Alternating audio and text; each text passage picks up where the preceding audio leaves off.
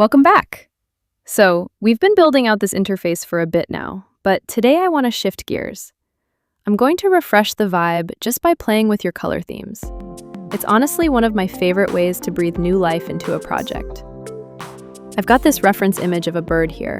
I love the colors, and I'm going to pull a palette from it to change the whole mood of the UI. You don't have to waste time doing this layer by layer. You can just grab your panels, select same fill color, and swap the whole palette in one go.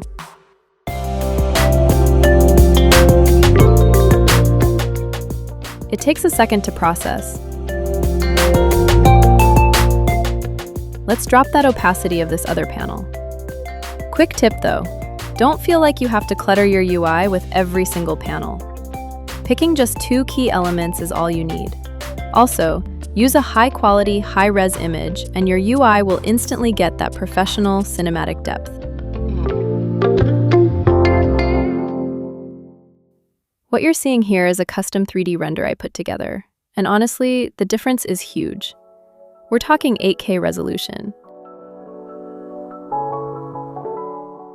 Look, AI is amazing. We all use it.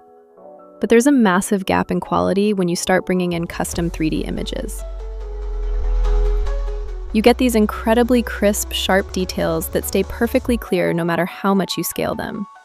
And somehow, the file sizes stay super manageable. When your background is high quality, your UI doesn't have to work as hard to look good. It just fits.